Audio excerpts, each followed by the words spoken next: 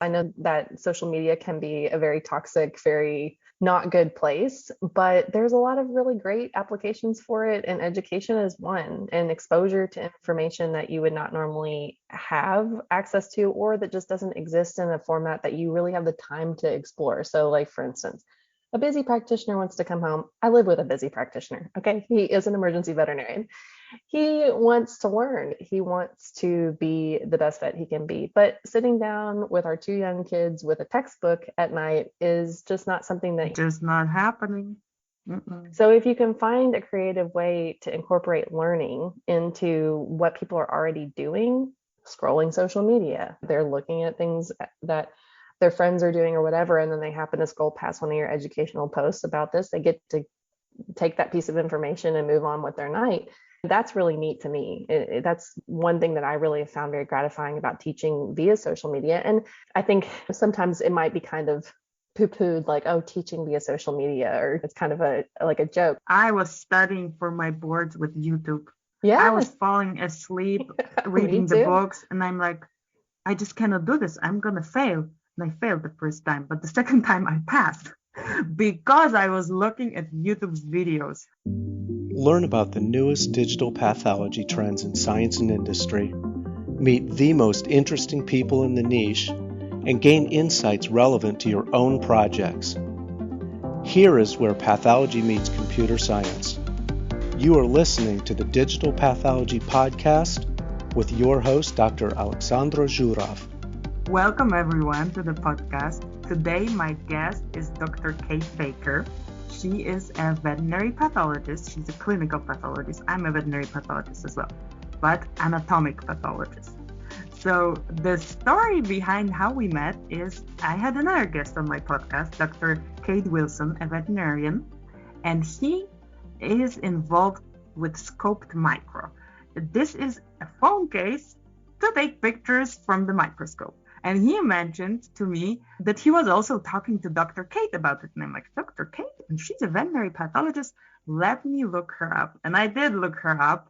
And I saw her very successful Facebook group with over 60,000 members in the Facebook group. And I saw her website, and I learned that she is now actually a digital pathologist, digital clinical pathologist. So that's why I have Kate in this episode. And if you are looking at this on YouTube, you're going to see our funky backgrounds. I have a funky background that is anatomic pathology, and she has one that is clinical pathology. Welcome, Kate. Thank you so much for joining me on the podcast. How are you today? I'm good. Thank you for inviting me. I'm super excited. And yeah, I love the dueling backgrounds. Yeah, they're crazy. Check it out on YouTube. So let's start with you. Tell me about yourself. Well, as you said, I'm a veterinary clinical pathologist. How far back should we go? Back when I was a baby? No, I'm kidding. So I have had kind of an interesting journey to where I am in my career now, one that I didn't really expect or anticipate, but I'm super happy with where I am now. And I currently, as you said, work as a digital pathologist, and I also am an online and in-person educator. And so I teach veterinary professionals, both veterinarians, veterinary specialists that are non-pathologists, and veterinary technicians, more about cytology and hematology and how to get more comfortable with it in their own practice. And that's the gist of what I do now. How far back should we go? How much do you want to know about me? So I want to know this, because you were a regular veterinary pathologist, a diagnostic pathologist, right? I am a toxicologic pathologist, so I'm not really doing diagnostics in the common sense of diagnostics. So let's talk about when you were a diagnostic pathologist on glass slides, and how did you transition to your online digital pathology business and to reading slides digitally? Let's talk briefly about this transition, and then I'm going to ask you questions in detail about everything. Perfect. So when I finished my residency in 2016, I started working with a large diagnostic lab. And in that role for about 4 years, I was reading glass. So it was submissions on glass, cytology samples, hematology, so blood smears. And I was using my microscope. So there was no digital component to that. Towards the end of my working with that lab, they started to incorporate digital cytology and digital hematology. And actually, I should say most of the time that I was working there, I was doing digital hematology. But towards the end, they started incorporating digital cytology as well. And so I started to get more exposure, or really initial exposure, to digital cytology towards the end of my working with them. I then had to move back to my home state where my family lives and like my extended family, and ended up making a transition to more of just all digital cytology by working with the digital cytology company, Scopio. And through working with them, all I do is digital cytology with them. So no glass work anymore. No glass. Yep, no glass. Yeah. So it's all digital. It's all digitized cytology slides and blood smears.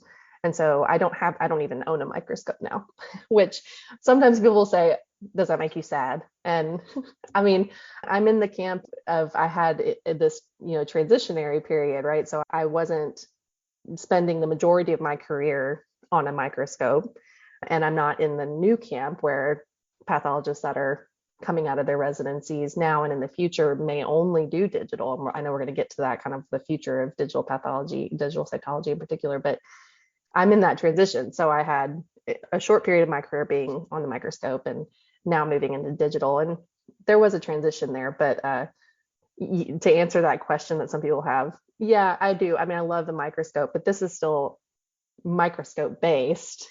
You can buy one if you want to. Right. I have some art, some microscope art, like a picture of a microscope, and my kid has a toy microscope. So yeah, we have microscopes around. Yeah, I actually am getting one. So yeah, you can buy one. So let's talk about the Veterinary Cytology Schoolhouse, which is your Facebook group, right? Well, so there's a lot of houses. I know, because Yes, I'll tell you. So the Veterinary Cytology Coffee House is my Facebook group for veterinary professionals. And so if you're a veterinary professional and you're not in it, feel free to request to join. And we're gonna link all the links to all the clubhouses or houses in the show notes. Perfect. I'm sorry, I prepared for this interview, but I confused them. No, I know. Sometimes even I confuse them. I'm like thinking maybe I should change some of these names so it's not confusing. But yes, the coffee house. So think you go and get a casual cup of coffee with your friends. That's what the Cytology Coffee House is on Facebook. And that's the group that has over 60,000 members. And that came about by when I was working in the digital pathology, or in the diagnostic, as a diagnostic pathologist. I was missing that teaching element. I love looking at cytology all day, but I really love teaching as well. And I love sharing the things that I was seeing. So I was really feeling like I was missing that. And so I started this Facebook group just solely with the intent of sharing interesting cases with the veterinary community. That was several years ago. And since then, it's just really developed into this really cool space where the intent of it is for learning more about cytology and hematology, sharing interesting cases. It's not supposed to be a free diagnostic board or anything like that. It's meant to help veterinary professionals understand the utility of cytology and blood smears. And not only that, but get more in-depth comfort and knowledge about what we do as clinical pathologists and what they can feel comfortable doing in their practice. So it's really neat how it's developed. And then during that time, shortly after that Facebook group came to be, I had people asking me, do you have any courses? Do you have any, more formal CE opportunities for anybody? And at the time I didn't. I was working full time. I have 2 young kids. It sounded fun, but it wasn't something that I had even thought about. But about a period of a year went by where I was really mulling on this. People kept asking me, saying, and it was very humbling and nice to hear people said they liked my teaching style. And so they wanted to know if I had anything that they could take on a more formal sense. And so fast forward, I created one course, and the feedback was really great. And it was very sweet. Like, I was just so, again, humbled to have that type of feedback, but it was really helpful for the community. And so I made another course. And so I have 2 main courses now, Mastering Cytology and Mastering Hematology. And then another house comes in. So I started a monthly membership just to give more in-depth learning for people who are interested to learn kind of smaller bits on a more regular basis. And that's the Veterinary Cytology Clubhouse. Yeah, so that's my membership. Where you can find all of this to make more sense of it is again a different house. It's the Veterinary Cytology Schoolhouse. So my schoolhouse is just where it's my website where I offer free resources, but also these more formal learning. And when I say formal, I don't mean boring. We have a good time. So yeah, that's the Veterinary Cytology Schoolhouse, and that's where I house all this stuff, and that's where how this sort of all came about. It's been a lot of fun. Yeah, so you know what I found? That in your group, there are people that I studied with in Poland. Oh, really? Yes, I looked at my Facebook friends list because I was inviting them to my Facebook group about digital pathology, and I saw, oh, you and this person are both members of the Cytology Coffee House. Oh, that's so fun. I love it. Well, it's funny. There's two things about that. One, what I think is really cool about this group is that there are people from all over the world. And so, I mean, sharing stuff with people that are on the other side of the world than you is just cool to me. And you also get to see some really neat infectious stuff that you wouldn't see where you are. And so that has been really neat. And just extension into places where there isn't a lot of continuing education opportunities for people, and just being able to see this type of case exposure and stuff, it's really neat. The second thing about that is that my sister, she was buying something off Facebook Marketplace, and she lives in Indiana, and she clicked on the person's profile that she was selling this item to, and she saw that person was in my group. So that was pretty funny. She was like, Kate, they're in your group. I don't know, it's just a really small world. Yeah, yeah, it is. And with social media and with this connectivity, totally, that made me smile. So let's talk about digital pathology. Yes. We briefly touched on it, but what was your first encounter with digital pathology or digital cytology? And let's start with like your first impression and then what happened since then. So if I think about when I was first exposed to digital pathology, it was back in veterinary school. So they actually incorporated digital histology slides into our histology lab. So that was my first exposure through that instruction setting. And I thought that was really neat. I mean, I remember when I was in veterinary school, I knew I wanted to be a pathologist. So I was especially interested in that lab. I remember thinking it was a little bit weird that we weren't using microscopes, but being able to cruise around on the slide and see different areas and have the instructor there to see what we were seeing and project it on their screen was really cool. I thought the utility that was neat. And in fact, fast forward to now, as I'm on the education committee for the clinical pathology college, and this has been a common discussion of how we can incorporate digital into the veterinary curriculum, more so even than just that. So that's been an interesting full circle thing. But as far as from a diagnostic standpoint or dealing with it myself in my career, my first exposure was back, like I mentioned, in my job as a diagnostic pathologist. And my first exposure was reading digital hematology and then later on digital cytology. Initially, with a digital hematology, I mean, there was a bit of a learning curve in the sense it's just not what you're used to, right? And anything that you're not used to, at least for some people like me, feels scary initially. You think, oh gosh, I don't know, this is different.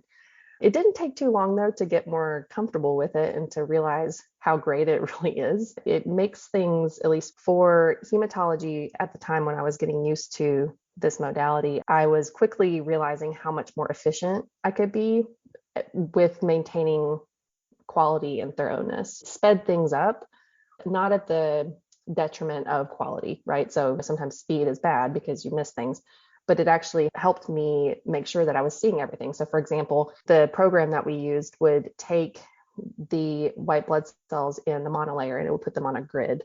And so we could see all of the white blood cells in this big square and we could evaluate them. And normally under a microscope, I would be looking, yeah, and and you can't look at every single cell. So I would invariably miss some of those in the monolayer. But in this way, it took those cells and put them right there in front of me so I could just quickly go through, but more thoroughly go through them. This is so interesting that you're saying that because I didn't know that. And let's talk about image analysis now. Yeah, sure.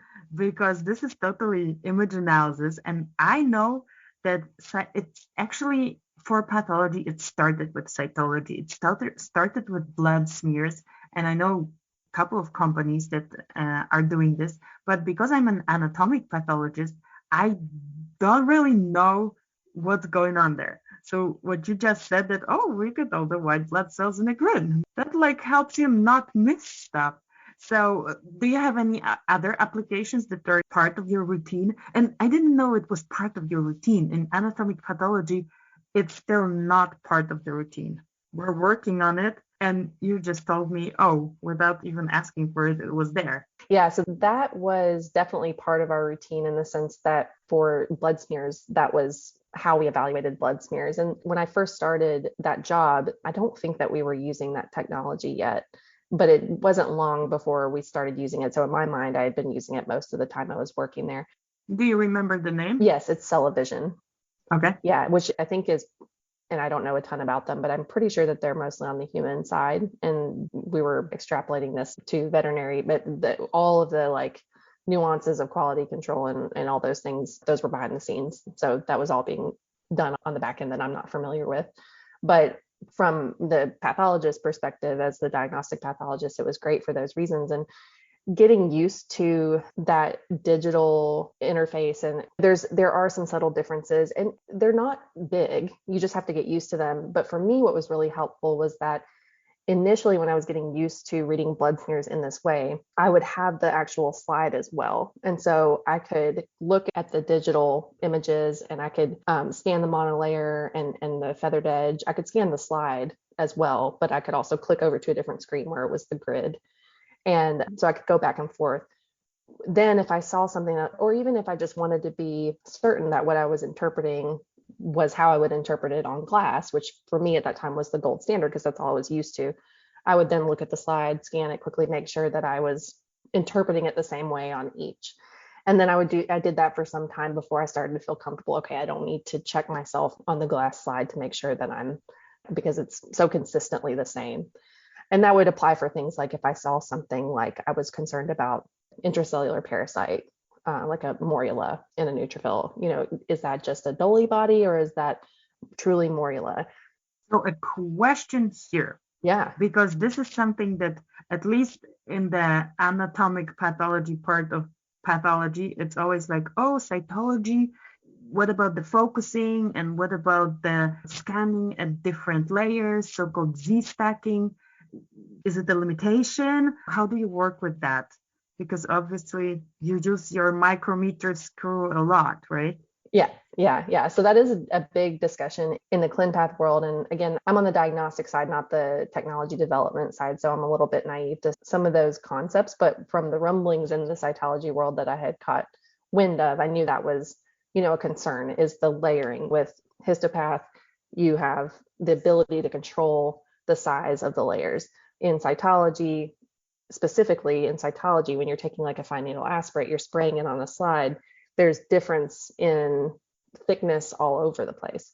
For blood smears, they're usually a similar thickness, right? So I don't think that they had as much of a difficulty with digitizing blood smears. And I think that's probably why, from the ClinPath perspective or side of things, that we were seeing digital hematology before digital cytology has become more mainstream, because they were still trying to work out that technology. Now that we're in this period of time where digital cytology is very much happening, and it happened very quickly, it feels like. I mean, people that have been working at this for a long time might not feel like that, but from my perspective, where I was doing all glass cytology to all of a sudden there's opportunities to work as a digital cytologist and not just blood smears, but also doing digital cytology. It felt very fast. And all of a sudden, everybody's talking about digital cytology. So I know the technology varies between the different types of analyzers. Different companies have different technology. I've had experiences with several different companies, some just like in a surfacey way, like I was at a conference and I was looking at them demonstrating all the way to doing actual diagnostics for those companies on different machines. I do think that there is a difference in quality between them. All of them are good quality, I believe. I mean, all of them are to the point where you can do your job on them. You can do your job, yeah, and you can do it well. So it's not that anybody's doing pathology on one system that they shouldn't be because it's like so pixelated when you get up close and you just can't see anything. No, I think we're beyond that point. Right, we're beyond that. But then there's, in my opinion, with the ones that I've worked with, there are some that are just better quality or higher resolution when you're up closer. Higher magnification. Yeah, a higher magnification, better resolution. Yeah, so, and not to favor one company over another, but I just will say now with my experience. If you have a preference, go ahead and say. Okay, because I know people probably are wondering. I really enjoy working with Scopio in particular, and they're not paying me to say this. It's just true. I really enjoy. And do they have their own system? They do. So I actually just had a discussion with them the other day to say, like, what exactly is happening on a technological level to make this such good resolution at at like 100x type objective? Because when I started reading for them, I was zooming all the way in and thinking, like, this is really good. Because one of the things that people, pathologists, and then by extension veterinarians, are concerned about is, well, can you see things that you need to see at a higher objective, like bacteria or organisms that are very small? Honestly, I don't spend a ton of time on 100x. Like when I have a microscope in front of me, a lot of the time I'm spending scanning at, or evaluating mostly at 50 or 60x, which are pathology lenses. Those are not ones that you're going to have in a clinic. But yeah, I'm not really usually going down to 100x, but sometimes I need to.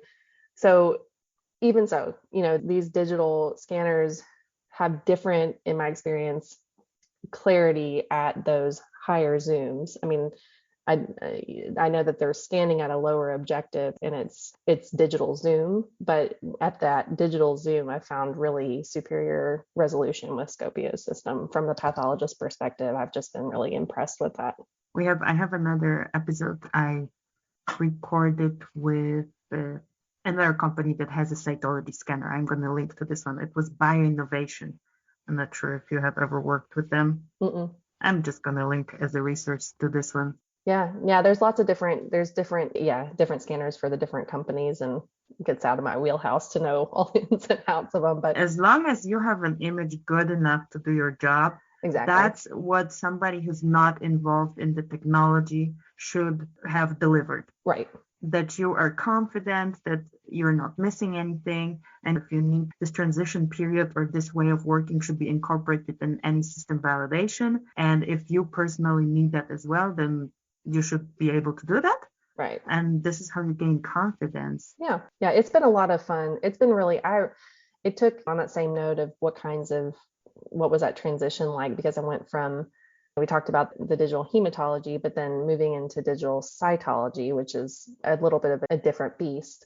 There were some differences in one of the bigger, I think, differences as a clinical pathologist is that not all the companies work this way, but Scopio in particular, the clinic has a scanner in their office. And so they are staining the slides themselves and then loading them into the scanner, and they're doing the scan inside of that machine. So the slides never come out of the office, they never go anywhere. So one of the things that, just as a picky clinical pathologist, took a little bit of getting used to, but it really wasn't that big of a deal, was just evaluating diff-quick slides. Because true. Yeah. So I remember from my days as a clinical veterinarian before I started my residency, even diff-quick. Yeah, so they have diff-quick in their clinics, and the stain that most like large diagnostic labs use is right beams. So just for those who don't know what diff-quick is, so is this the modified Giemsa stain? Yes, it is. Yeah, so this is a stain that practicing veterinarians have in their clinics, where you can make a smear and stain it within like 15 minutes, 10 minutes.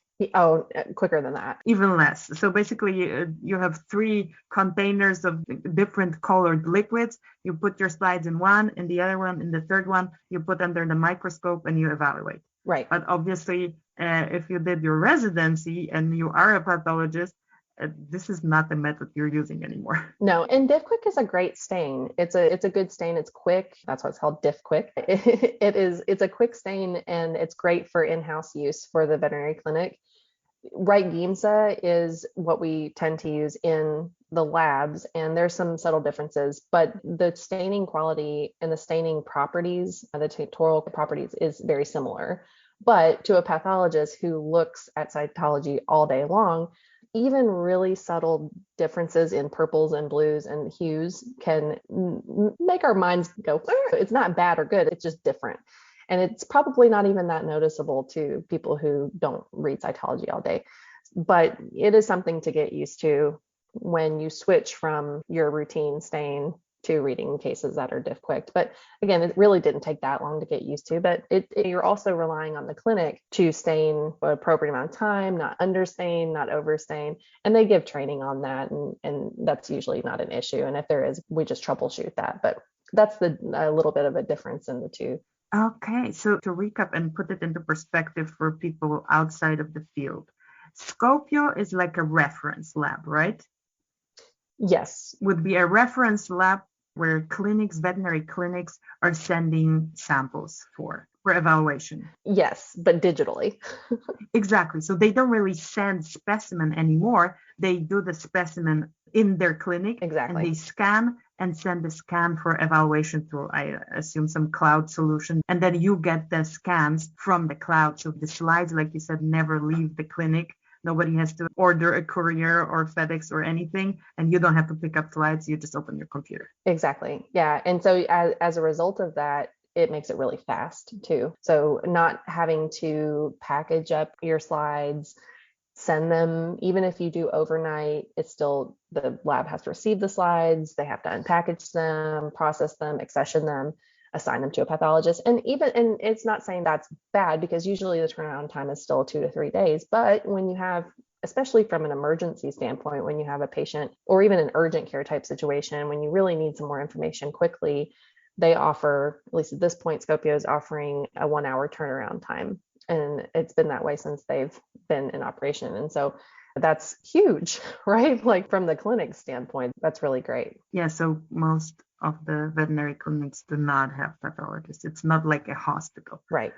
Like a human hospital where you have all the specialties. It's the pathologist or somewhere else at a company that hires pathologists to do diagnostics or working as consultants. Mm-hmm. Right. Fantastic. Yeah. So that's one of the real benefits that digitizing this has offered, because you focus on digital in particular and the applications in veterinary medicine. That's the big one. One of the big ones, but definitely a big one. So you mentioned once to me that you are going to be a co-author of a paper about digital cytology. Yeah. And I wanted to ask you about, how do you improve your knowledge about digital pathology? Even though you're on the diagnostic side, you kind of are curious about the technology side, and now you probably will have to dig deeper for the publication. Do you need to know, or do you just want to know? What's your take on that? That's a great question. So yes, I was invited to co-author a paper on digital cytology with one of my pathologist friends who's wonderful. And we both have experience in digital pathology, but again, we're not, from a technological standpoint, that's not what we do in particular. We are from the diagnostic side of things as the pathologist. But when this is in its very early infancy stage, so we haven't even started writing it yet. We're in the outlining stage.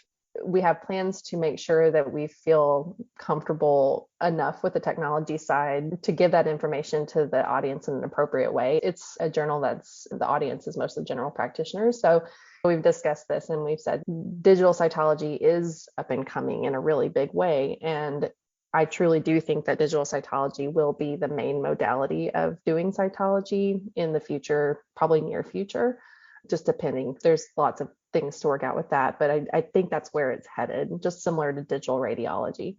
So I think that general practitioners as the audience should have some understanding of how this works. And mostly because some of the questions that I've even gotten from general practitioners and your general veterinarians, there's not a strong just general understanding of what digital is. Is it pictures? Is it like what exactly is happening? So I think it is, and we definitely in this paper will address the technology, but probably not super technology heavy, because that's. So what is, I'm going to piggyback on that a little bit. Yeah. What is digital pathology for you? And then I'm going to tell you what it is for me.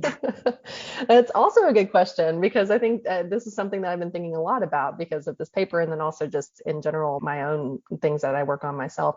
So digital cytology, I don't know that I have a strong, quick definition I can pull out of my hat, but yeah, I think that it applies. I think the word digital applies to anything that is done via a screen, basically, in my mind. The assessment is not via microscope in the sense that you're looking through a microscope, you're actually accessing that information through a screen.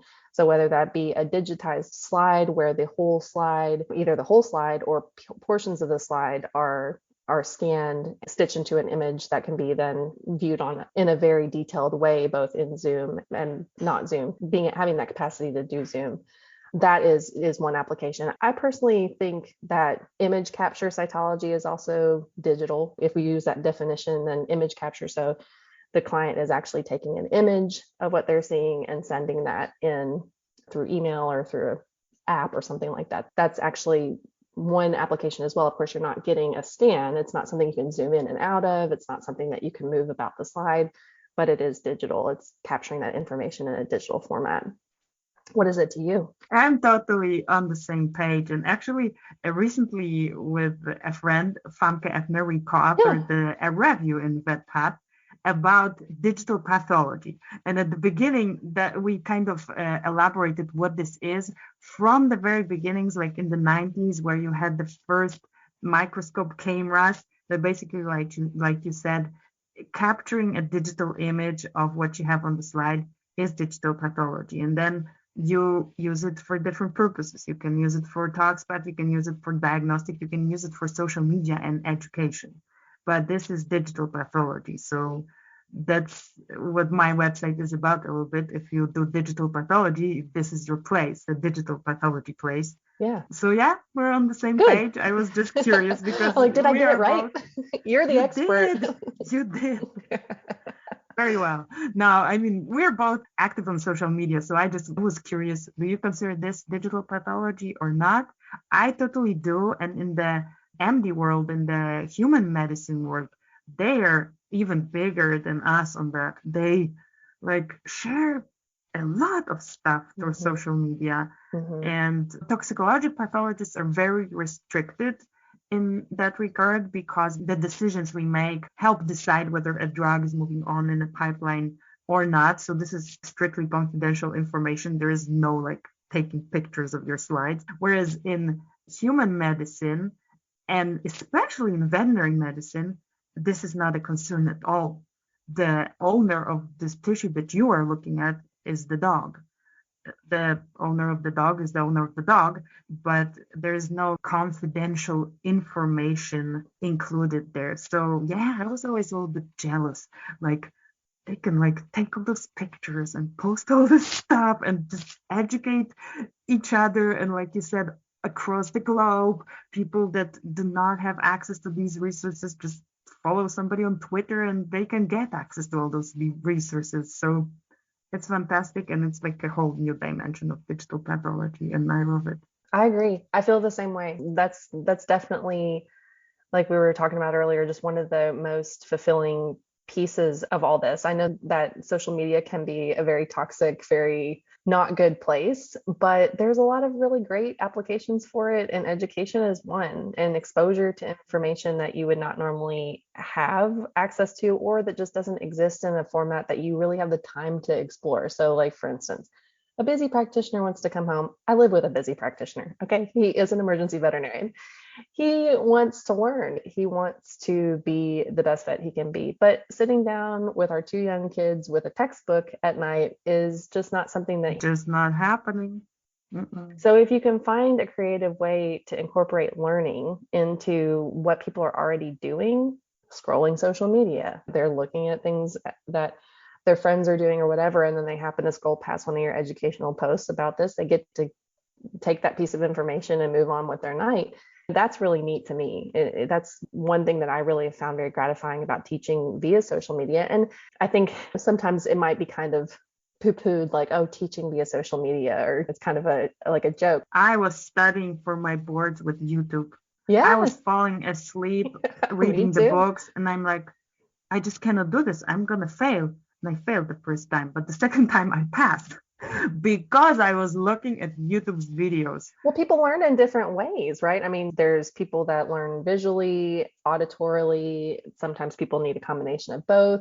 Our attention spans, just in general, these days, as a community, as humans, is much shorter. And so, having those little bits of information versus having to self motivate, I think it's really valuable. It's something that people should take seriously in education in general. Totally. And you just stay consistent and you can reap the benefits.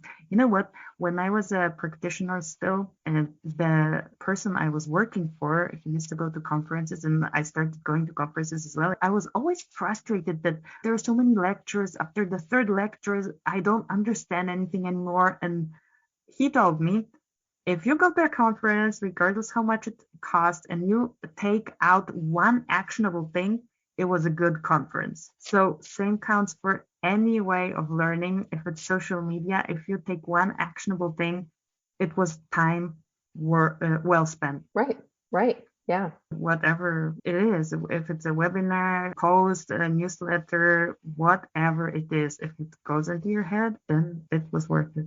Yep. I completely agree. I have another story with digital slides and digital learning. So when I was studying for my boards, I was bad at histology.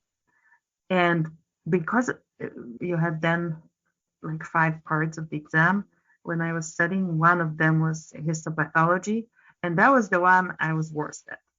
And I started hating looking under the microscope. Mm. But I was like, okay, if I don't, and I stopped doing it. I was like focusing on other stuff for my boards. And I was like, okay, let's be honest. If you don't do it, you're going to fail again. So what I did with a friend, we started looking at digital slides. And I was like, it doesn't matter. It doesn't matter if I recognize it on the digital, then I'm going to recognize it on glass. So I kind of went the other way around. I Mm. was like, it's more important to recognize the entity, to learn it, than to stick to a modality. And this other modality, the glass, I don't know, developed some reaction and I didn't want to do it. So I went digital and I passed. Awesome. Yeah. I mean, that's a great story to just demonstrate how this is just a different type of learning resource that you can utilize. One that made me think of this conference. We have the ACVP pathology conference coming up, and they just I guess it was the ASVCP mystery slides. We do these mystery slides every year, and you usually get a box of slides that you pay for, and then they ship you this box of slides, and then you review them, and then at the conference they go over the answers, and it's a really fun exercise. It's neat to be able to be part of that. But one of the things they've started incorporating, I don't think it's all digital. I just got this email the other day saying that the digital slides were ready for review. And I thought that was really neat because there's a link, you click on it, and then you get to review the digital slides. And it's the same thing. You still go to the conference and you hear the answers and you discuss and you have that really robust discussion, but it's accessible in a way that you can widely distribute it. And from the submitters, it's scalable. Yeah, scalable, exactly. And when I was considering cases when I was a resident of ones that I could submit for the mystery session, you had to have enough sample to make, I think it was 100 slides. So I would have these really cool cases that I'm like, oh, this would be great to present at the mystery session, but there's no way I can get 100 slides out of this. So, and I don't have access to the animal. These are slides that are submitted to us. So unless they submitted 100 slides, which nobody does, I didn't have enough material to submit. So that information was lost. That cool case was just not allowed to be a part of that. Through digitizing this, it makes it so that you need one slide. And so that's great. I mean, that's just another way that in making that learning experience more robust and being able to share more. And that's just an application for that.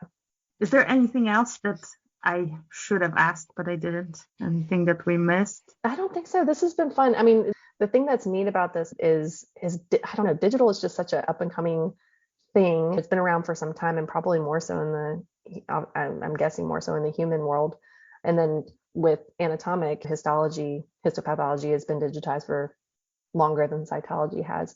So it's still new to us as pathologists, and I think as clinical pathologists as well. And I think that there's still a bit of some resistance. We want to do things the way they've always been done. And I think that there's going to be some interesting discussions in just the pathology world about making that jump, and people that have been used to the microscope for a long time, and if they're going to be able to be comfortable on digital. But I think honestly, it's just a matter of trying it and seeing. It's very similar, and you can get used to those small differences, just like anything else, and then realize how much benefit there is to reading digital as well. So I don't know. No, I think that we covered a lot, and it's been a fun conversation. We probably could like spend an hour talking about different things. I know. I agree. I can't believe it's already been an hour. But before we go, let the listeners know where they can find you online. What are the all houses? And I'm going to include all the links to the houses in the show notes.